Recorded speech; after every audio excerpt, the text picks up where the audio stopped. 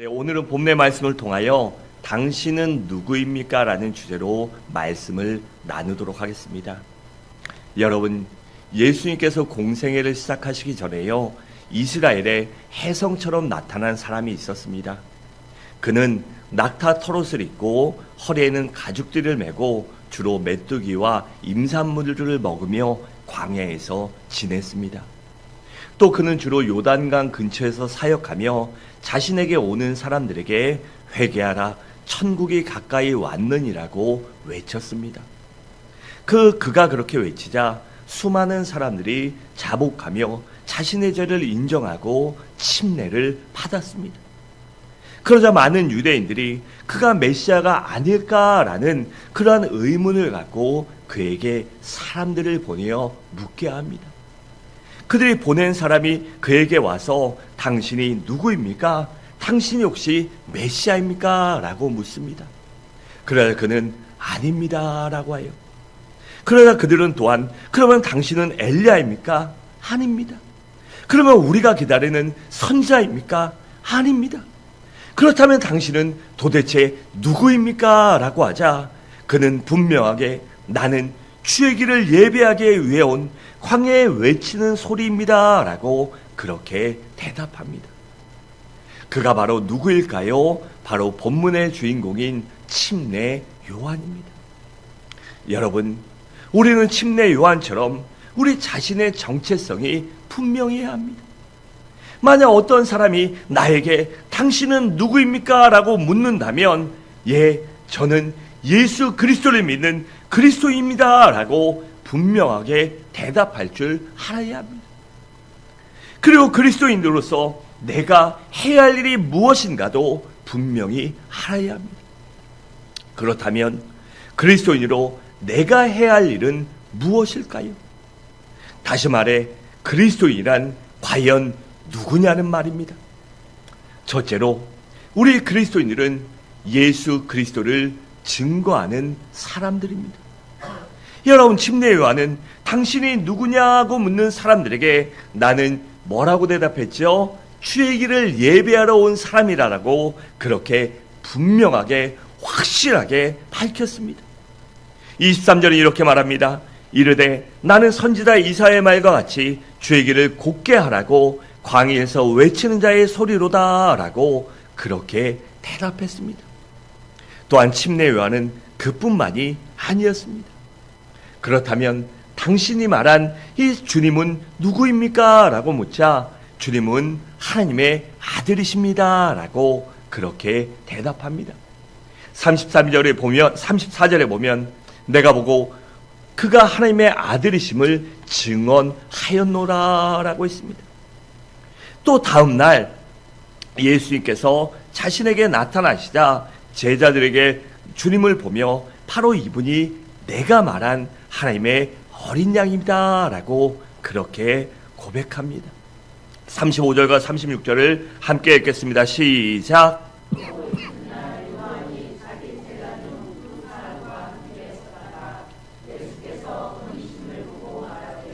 보라, 하나님의 어린 양이로다. 아멘. 여러분, 이처럼 침례 요한은요, 자신의 정체성, 즉 존재 목적이 분명했습니다. 그것이 무엇일까요? 바로 메시아이신 예수 그리스도를 증거하는 것이었습니다. 이처럼 우리 그리스도인들도 존재 목적이 분명해야만 합니다. 그것이 무엇일까요? 바로 우리는 예수 그리스도를 위해 살고 예수 그리스도를 위해 죽을 줄 아는 것, 그것이 바로 우리의 존재 목적이요 우리의 삶의 이유가 되어야 합니다. 왜냐하면 예수 그리스도께서 피값을 지불하시고 우리를 구원해 주셨기 때문입니다. 그래서 갈라디아서 2장 20절은 이렇게 말씀합니다. 내가 그리스도와 함께 십자가에 못 박혔은즉 그런즉 이제는 내가 사는 것이 아니요 내 안에 그리스도께서 사시는 것이라. 이제 내가 육체 가운데 사는 것은 나를 사랑하사 나를 위하여 자기 자신을 버리신 하나님의 아들을 믿는 믿음 안에서 사는 것이다 라고 했습니다. 여러분, 이처럼 이 사도 바울의 고백이 우리의 고백이 되어야 합니다. 나를 위해 자기 자신을 버리신 예수 그리스도를 위해 사는 것, 그가 내 안의 삶으로 내가 그를 위해 사는 것, 그것이 바로 우리의 존재 목적이 되어야 하는 것입니다. 또 로마서 14장 8절은 이렇게 말씀합니다. 우리가 살아도 누구를 위해 살아요? 주를 위해 살고 죽어도 누구를 위해 죽어요? 주를 위해 죽나니 그러므로 우리가 사나 죽으나 주의 것이도다라고 했습니다. 이처럼 우리는 살아도 주를 위해 살고 죽어도 주를 위해 살 줄 아는 그러한 그리스도인 성도요 하나님의 자녀가 되어야 하는 것입니다. 그리고 또한 그리스도인의 존재의 목적은 예수 그리스도의 복음을 증거하는 것입니다. 왜냐하면 예수 그리스도를 증거하라고 하나님이 우리를 택하셨기 때문입니다. 요한복음 15장 16절은 이렇게 말씀합니다. 너희가 나를 택한 것이 아니요 내가 너희를 택하여 세웠나니 이는 너희로 가서 열매를 맺게 하고 또 너희 열매가 항상 있게 하며 내 이름으로 아버지께 무엇을 구하든지 다 받게 하려 함이라라고 했습니다. 여러분, 예수 그리스도만이 유일한 하나님의 아들이시오 죄가 없으신 분이시며 온 인류의 유일한 구세주 메시아가 되십니다. 그리고 그 예수 그리스도를 나의 주 나의 하나님으로 믿을 때, 오직 믿을 때, 마음으로 믿고 입으로 시인할 때 우리가 죄사함 받을 수 있으며 영생을 얻을 수 있고 하나님의 자녀가 되어 마지막 날 천국에 갈 수 있기 때문입니다. 그래서 우리가 복음을 증거해야만 하는 것입니다. 여러분, 나만 믿고 나만 천국에 가면 될까요? 아닙니다. 내 가족도, 내 사랑하는 이웃들도, 내 동료들도, 또 세상에 죽어가는 많은 영혼들도 예수 믿고 구원받고 천국에 가야 하기 때문에 우리가 복음을 증거해야 하는 것입니다. 그래서 우리가 이 세상에서 성공하고 출세해야 하는 것입니다. 또 훌륭한 사람이 되어야 하고 또 우리가 물질도 얻어야 하는 것, 그것이 바로 예수 그리스도를 증거하게 하여 그 복음을 증거하게 하여 사명을 감당하게 해서 우리가 있는 자리에서 성공하고 출세해야 하는 것입니다. 그래서 한 사람이라도 더 구원시키고 한 사람이라도 더 죄에서 해방시키며 마귀와 지옥 형벌에서 구원시켜야 하기 때문입니다. 그래서 디모데후서 4장 2절은 이렇게 말씀합니다. 너는 말씀을 전파하라. 때를 얻든지 못 얻든지 항상 힘쓰라라고 했습니다. 어떻게요? 항상 매일 모든 일에 그렇게 힘쓰라고 했습니다. 또 베드로서 3장 9절에서는 주의 약속은 어떤 일이 더디다고 생각하는 것 같이 더딘 것이 아니라 오직 주께서는 너희를 다하여 오래 참으사 아무도 멸망하지 아니하고 다 회개하게 이르기를 원하시느니라 라고 했습니다. 그러니까 우리 주님은요, 한 사람이라도 더 구원받고 한 사람이라도 회개하고 한 사람이라도 더 예수 믿고 구원받기를 원하시는 거라고 참고 계신다는 것입니다. 또 디모데전서 2장 4절과 5절은 이렇게 말씀합니다. 하나님은 모든 사람이 구원을 받으며 진리를 아는 데에 이르기를 원하시느니라. 하나님은 한 분이시오 또 하나님과 사람 사이의 중보자도 한 분이시니 누구요? 곧 사람이신 예수 그리스도다라고 했습니다. 여러분, 그래서 우리 그리스도인들의 존재 목적은 예수 그리스도의 복음을 증거하는 것이 되어야 하는 것이에요. 그래서 내가 무엇을 하든지 어디 가든지 예수를 증거하는 믿음의 사람이 되시기 바랍니다. 또한 살아도 주를 위해 살고 죽어도 주를 위해 죽을 수 있는 그러한 믿음을 소유하시기 바랍니다. 둘째로 우리 그리스도인들은 후배, 즉 우리의 자손과 우리의 후진들을 위하여 길을 닦아놓고 길을 깔아놓고 열어놓을 줄 아는 사람이 되어야 합니다. 여러분, 침례요한은 자신을 27절에서 뭐라고 말했죠? 내 뒤에 오시는 이의 길을 준비하는 사람이라고 했습니다. 그러니까 침례요한 자신은 자신의 일이 아니라 주님을 위해 주님이 오신 그 길을 닦아놓고 예비하고 준비하고 열어놓기 위해 온 사람이라는 것이, 여러분, 이처럼 우리는요 내 자신만을 위해 사는 사람이 되어서는 안 됩니다. 그렇다고 여러분들이 모두 침례요한처럼 광야에 나가서 선교사가 되고 어디 가서 그것이 아니에요. 내가 있는 자리에서, 내 삶의 자리와 영역에서 내 자손과 내 자녀들과 내 후배와 우리의 믿음의 후진들을 위해 사는 존재가 되어야 한다는 것이에요. 그러한 역사의식을 갖고 살아야 한다는 것입니다. 왜일까요?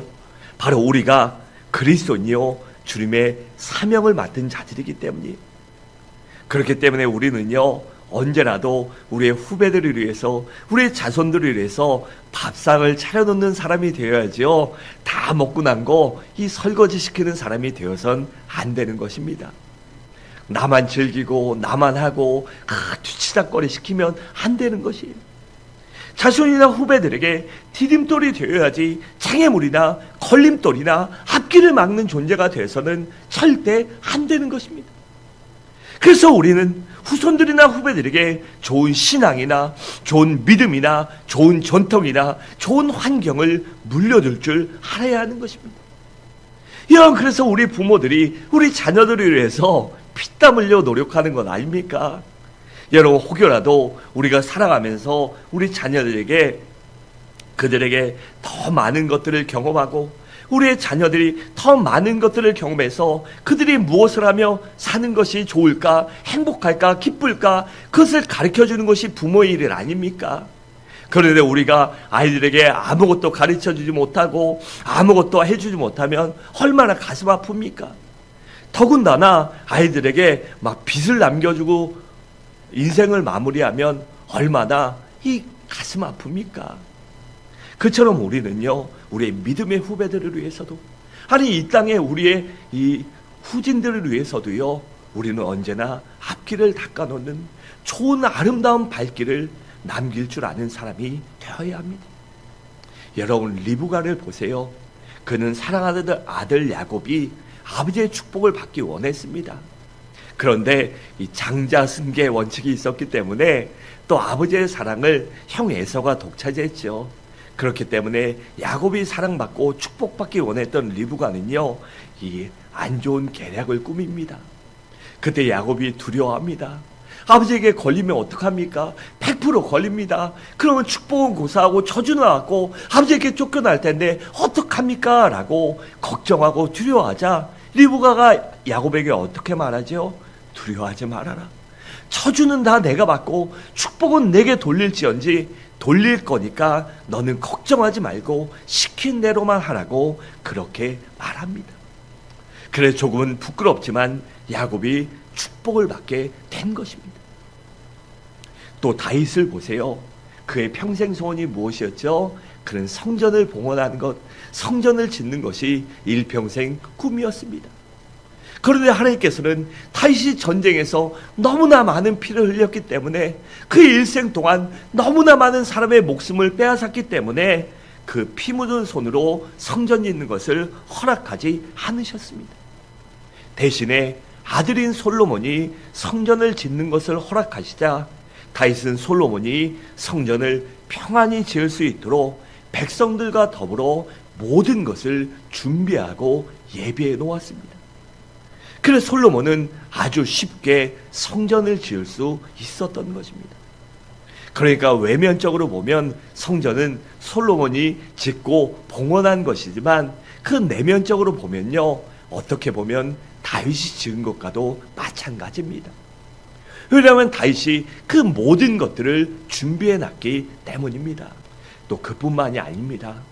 나중에 솔로몬이 하나님을 버리고 정말 지독할 정도로 우상 숭배에 빠지고 지독할 정도로 하나님의 속을 썩입니다. 그래서 하나님이 도저히 참을 수 없고 진노하십니다. 그때 하나님이 뭐라고 말씀하신지 아십니까? 얘야 솔로몬아, 지금 네 하는 걸로 봐서는 당장이라도 저주하고 징계하고 심판하고 이 나라를 망하게 하고 싶지만 내가 내 아버지 다윗 때문에, 내 아버지 다윗의 열심과 믿음과 충성과 헌신 때문에 내가 내 아버지를 봐서 내 때에는 참겠다. 하지만 네가 돌이키지 않으면 내 아들 때 나라를 두 쪽 내겠다라고 그렇게 말씀하십니다. 그러니까 솔로몬은요, 아버지의 후광 때문에 끝까지 살 수 있었던 것입니다. 여러분, 우리도요, 우리의 자녀들과 후손들과 믿음의 후배들과 또한 이 나라의 우리의 자녀와 후손들에게 이렇게 길을 닦아놓고 열어주며 준비해 놓을 수 아는 사람, 축복의 통로, 하나님의 진노를 물리칠 수 있는 사람이 되어야 하지 않겠습니까? 그래서 우리가 나 때문에, 우리 때문에 우리의 자녀들이 잘 되는 그러한 축복의 통로요, 디딤돌이 되시기 바랍니다. 그래야 우리의 인생이 훗날 후회하지 않을 수 있기 때문입니다. 마지막으로 우리 그리스도인들은요, 끝까지 사명을 감당하는 사람이 되어야 합니다. 여러분, 침례 요한은 그의 끝까지, 인생의 마지막 시점까지 자신의 사명이 무엇인지를 잊지 않았습니다. 그러니까 침례 요한은 자신의 존재의 목적이 예수 그리스도임을 잊지 않았던 것입니다. 그렇기 때문에 다음날 제자들과 함께 있을 때 예수님이 오시자 예수님을 보고 보라, 하나님의 어린 양이도다 라고 그렇게 말했던 것입니다. 35절과 36절에 이렇게 말씀합니다. 또 이튿날 요한이 자기 제자 중 두 사람과 함께 섰다가 예수께서 지나가심을 보고 말하되 보라, 하나님의 어린 양이도다 라고 말했습니다. 이렇게 요한이 그렇게 말하자 요한의 제자 중 두 명이요, 주님을 따라갑니다. 아, 저분이 메시아이고 하나님의 어린 양이면 내가 저분을 따라가겠다고 그렇게 합니다. 그때 요한은 어떻게 했죠? 그들을 보고 화내거나 서운해하지 않습니다. 이런 의리 없는 놈들, 이러지 않습니다. 오히려 기뻐하며 그들을 보냅니다. 또한 요한은 이렇게까지 말해요. 요한복음 3장 30절에 보면 이렇게 고백했습니다. 그는 흥하여 하겠고, 그가 누구죠? 바로 예수 그리스도입니다. 예수님은 흥하여 하고 나는 쇠하여 하니라 라고 말했습니다. 그러니까 내 제자들, 아니면 내가 갖고 있는 모든 명성과 명예도 다 없어져도 되는데 그 모든 것들이 예수님께 돌아가면 된다라고, 그렇게 돼야 한다라고 그렇게 고백한 것입니다. 요한은 그러한 믿음과 생각과 인생과 가치관을 가졌기 때문에 끝까지 자신의 사명을 감당하다가 역사의 뒤안길로 조용히 사라졌습니다. 그래서 그는 물러날 때 어떠한 조그만한 옷점도 남기지 않고 깨끗하게 물러날 줄 알았습니다. 그러니까 요한은 시작도 멋있고 아름다웠지만 끝이 더욱더 아름다웠다는 것입니다. 여러분, 누구나요, 시작은 요란하고 그럴듯합니다. 하지만 끝까지 그 사명을 감당하는 것은요, 끝까지 하나님에 붙들려 산다는 것은 정말 쉬운 일이 아닙니다. 더군다나 끝이 아름답기란 정말 어려운 일입니다. 그래도 불구하고 우리 그리스도인들은요, 침례 요한처럼, 우리 주님처럼 끝까지 사명을 감당할 줄 아는 사람, 끝이 아름다운 사람이 반드시 되어야만 합니다. 여러분, 사무엘상 12장에 보면 사무엘의 고별사가 나옵니다. 그런데 그는 얼마나 끝이 아름다웠는지 모릅니다. 그렇기 때문에 백성들의 존경을 받을 수 있었던 것이고, 끝까지 백성들에게 인정받고 칭송받을 수 있었던 것입니다.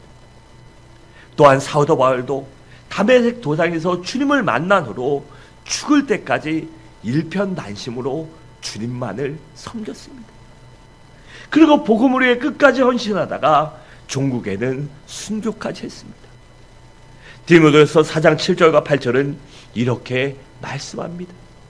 나는 선한 싸움을 싸우고 나의 달려갈 길을 마치고 믿음을 지켰으니 이제 후로는 나를 위하여 의의 면류관이 예비되었으므로 주 곧 의로우신 재판장이 그날에 내게 주실 것이며 내게만 아니라 주의 나타나심을 사모하는 모든 자에게도니라 라고 했습니다. 사도 바울은 이렇게 믿음을 지키며 살았던 것입니다. 그러면서 디모데에게, 아들 같은 디모데에게, 또한 우리 그리스도인들에게 뭐라고 말하지요? 주의 나타나심을 사모하는 모든 자에게, 그래가 끝까지 사명을 감당하고 믿음을 지키며 신앙과 믿음의 지도를 지킨 자들에게 하나님이 반드시 마지막 날 의의 면류관을 주신다라고 그렇게 독려하고 있는 것입니다. 여러분, 우리는요 이렇게 끝까지 사명을 감당할 줄 아는 사람이 되어야 합니다. 힘들고 어렵다고 중간에 포기해서는 절대 안 됩니다. 어떠한 경우에라도 끝까지 믿음과 신앙의 질을 지킬 줄 알아야 합니다. 또한 직분도 잘 감당하는 그러한 믿음의 사람이 되어야 나중에 후회하지 않기 때문입니다. 고린도전서 4장 2절은 그래서 이렇게 말씀합니다. 그리고 맡은 자들에게 구할 것은 충성이라 라고 있습니다. 즉 사명받은 자들은 끝까지 충성해야 한다는 것이에요. 또한 요한계시록 2장 10절은 그렇게 충성하는 자들에게 뭐라고 말합니까? 죽도록 충성하라. 그러면 내가 생명의 면류관을 내게 주리라 라고 있습니다. 여러분, 그래서 우리 그리스도인들은요 언제나 타다 남은 나무 조각 같은 사람이 되어서는 안 됩니다. 기왕 탈 거면 확 타서요 숯이 되어야 하는 것이에요. 그래야 숯이 돼야 또 탈 수 있기 때문입니다. 또한 걸린 집과 같이 돼서는 안 됩니다. 아무 쪽에도 쓸모없기 때문이에요. 또한 익다가만 설익은 밥이 되어서도 안 됩니다. 밥이 설익으면 어떡합니까? 못 먹지요. 까다로운 사람은 못 먹고요. 까다롭지 않은 사람은 먹고 배탈 납니다. 우리는 그런 사람이 되어서는 안 됩니다. 기왕 우리가 밥이 되었다면, 밥이 되기로 결정했다면 확 익어서 맛있게 익어서 우리 먹는 사람이 우리가 사용되는 곳에 아름답게 사용돼야 되고 나 때문에 다른 사람이 유익을 얻어야 하는 것입니다. 또한 짓다가만 흉측한 건물이 되어서는 안 됩니다. 여러분, 제가 예전에 십수년 전에 이 군산에 왔을 때요, 여행 왔을 때 음파 팰리스 호텔이 짓다 말았습니다. 여러분 기억하시나요? 짓다 말아서 흉측했습니다. 아, 저거 뭐냐? 왜 저렇냐? 근데 얼마나 흉물스러웠습니까? 그 아름다운 음파공원이요, 음파하우스가 그 건물 때문에 아주 볼품 없었잖아요. 그런데 멋들어지게 짓고 나니까 지금 어떻습니까? 사람들이 그거 보려고 옵니다. 그리고 벚꽃 필 때는요 거기 1층 커피숍이 자리가 없을 정도입니다. 자리가 없을 정도로 사람이 옵니다. 그처럼 우리는요 짓다만 사람이 짓다만 건축물이 되어서는 안 되고 끝까지 어떤 일이 있어라도 무슨 일이 있더라도 아름답게 완성되어야 하는 것입니다. 그러므로 바라건대 어떠한 일이 있더라도 중간에 포기하지 마시기 바랍니다. 끝까지 내 자리를 지키고 끝까지 일을 마무리할 줄 알고 끝까지 사명을 감당하는 우리 모든 성도님들 되시기 바랍니다. 그래야 우리의 인생이 아름답고 주님께 칭찬받을 수 있기 때문입니다. 사랑하는 성도 여러분, 말씀을 마치겠습니다. 우리 그리스도인들은 정체성이 분명해야 합니다. 그래서 내가 누구인지를 반드시 알고 잊지 마시기 바랍니다. 우리는 복음을 증거하게 태어난 사명자들입니다. 또한 우리 그리스도인들은 우리의 자녀와 자손과 후배들을 위하여 길을 닦아놓고 예비하고 준비할 줄 아는 사람이 되며 축복의 통로가 되어야 합니다. 또한 끝까지 사명을 감당하며 신앙과 믿음의 지도를 지키는 사람이 되어야 함을 잊지 않으므로 그렇게 살아가는 진정한 그리스도인 하나님의 사람이 되시기를 주님의 이름으로 간절히 축원합니다.